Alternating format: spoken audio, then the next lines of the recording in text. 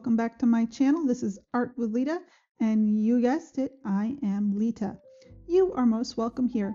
Today we are going to be doing the second part of my sketchbook spread. Now I have just named this sketchbook spread Brown. Yep, you got it. That's the name I gave it. It's not very inventive, I know, but the reason why I called it that is because I'm trying to do a brown theme in my sketchbook. I'm not too crazy about the color brown, and I tend to avoid it when it comes to, well, anything and everything I do, actually. And so I decided to try to break through that and make a sketchbook spread that has lots and lots of different types of brown in it. You can find part 1 up on my channel, where I do the other side of the page there that's covered up with the paper and the markers. I have sketched in the horses already. This has multiple horses in it, and it also has a little quote I found, which I thought was very nice.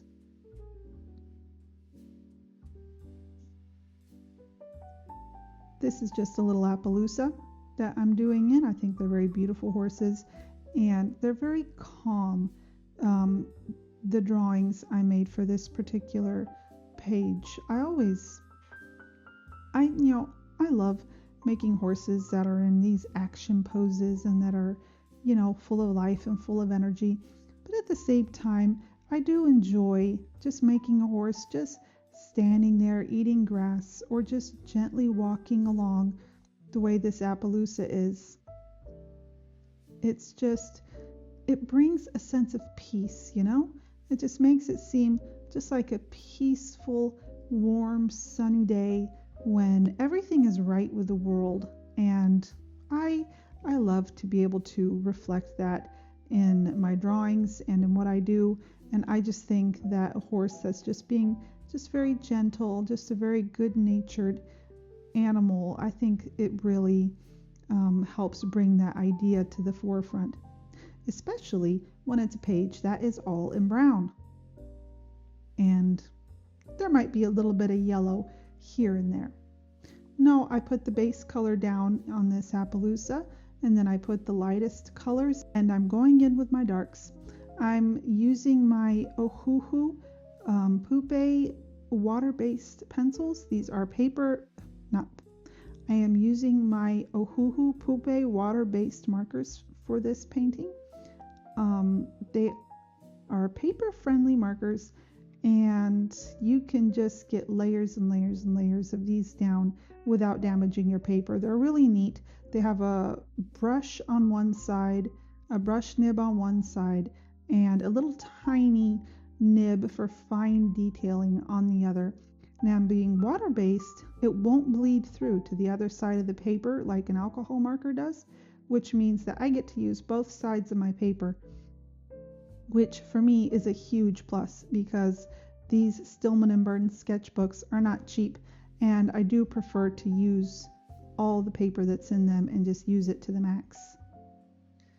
I'm just going through with that little fine nib, and I've added lots of texture detailing to try and just give an idea of the fur and just add a little bit more interest to this Appaloosa.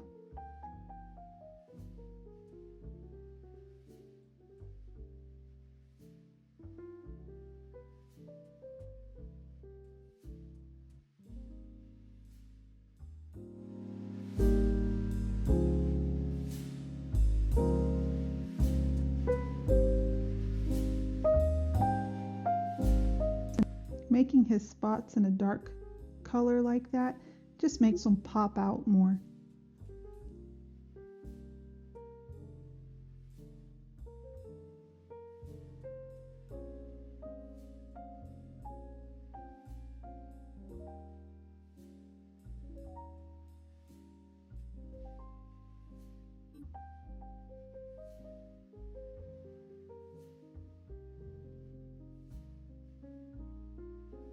Now this video is going to be pretty heavily edited. It took me a while to put this spread together, and I just want you to know that on Friday I do release the entire full slow version of the video with minimal edits, and you can find it on my channel.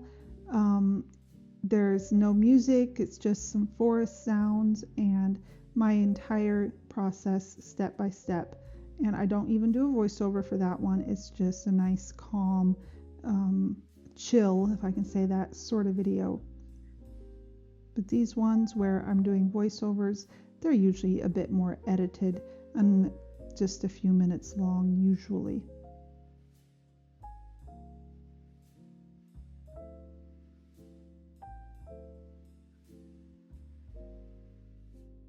Alright, horse number 1 done. Now I've never done many horse eyes, so I figured this would be perfect practice. And I must admit, I was quite intimidated to do the eye of this horse because, you know, they have such intricate, beautiful eyes, and I just wasn't sure if I was going to be able to do it justice, really. And let me know in the comments below if you think I managed to do a good job on this eye or not. I did put some blue in there just to give it a little bit of a pop of color. You know, everything is in various browns and a little bit of yellow, so I did want a little bit of extra color in there. And I'm just slowly building my layers up. I'm taking my time here, even though this video is sped up. I'm actually just going slowly, paying close attention to my reference photo and very slowly getting to those darks. The very darks are the last thing to go in usually, because once you get that really dark color down, there is no going back. So it's best to just take your time and get in there nice and slowly. As I put the marker in, I am going with the direction of the fur and the direction of the folds of the skin, because as you can see all the individual strokes of the marker. Now, those become less visible as you add more layers, but at the same time, it's going to be there. And so going in the direction of the skin, it just helps you to just kind of hide those directional strokes and really just give the flow of the piece, if I can put it that way. It's a little gel pen right there to add in the eyelashes. And let's go on to the final horse there.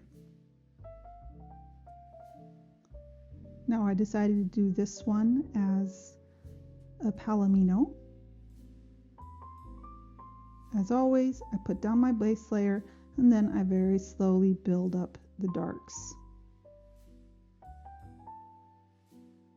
You know, once you have a basic understanding of horse anatomy and where shadows would be, you can really make them any color you want, and as long as you're getting those darks in properly, darks and highlights both in where they're supposed to be, you can make it any color you want and it's going to look fine.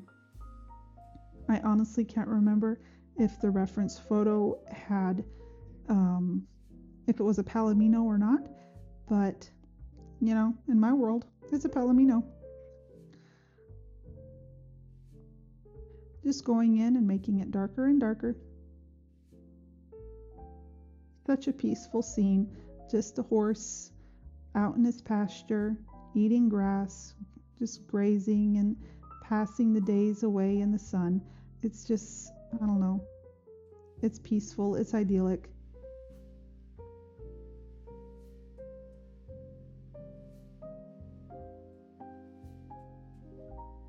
I did decide that it needed a little bit more of a pop of color here and there, so I go in with, that's actually a neon orange, and I add some neon orange here and there to just make it pop.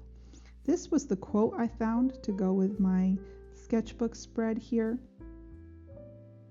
Ask me to show you poetry in motion, and I will show you a horse. I have no idea who the author was. It's an author unknown, but I just loved it. I loved this little quote, and I thought it went quite well with everything that I have going on in this sketchbook spread.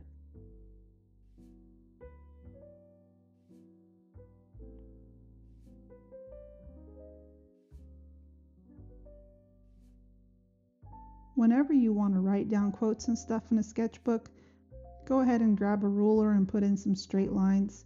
It just helps make things easier and helps keep everything straight. I'm a person, I could never make it turn out straight. If I don't put those lines in with a ruler, it's going to be all wonky and all off to the side. And that's not necessarily a bad thing. It's just how I am. I can't keep it straight to save my life.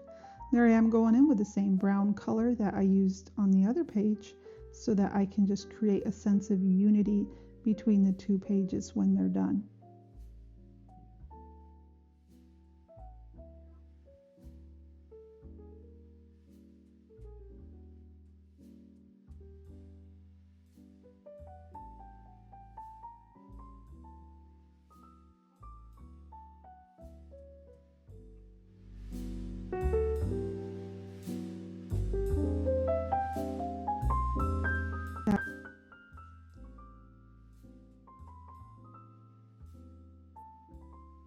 If you like this video and you have been entertained or I don't know what in any way, shape, or form, please do give me a like and subscribe.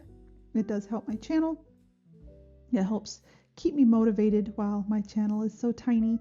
Sometimes it can be hard to be motivated to continue working on this YouTube project I have. Just seeing such small numbers.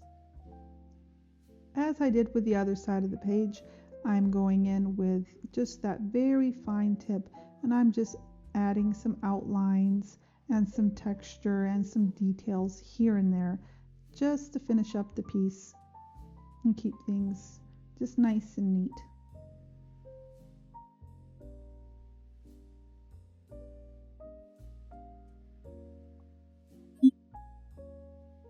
All right, ready for the big reveal.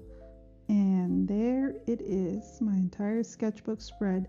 I'm proud of this one, considering I don't even like the color brown. And I think it's a unified piece. It's very nice. It's the same style. Anyways, that's all I got for you today. Lita out.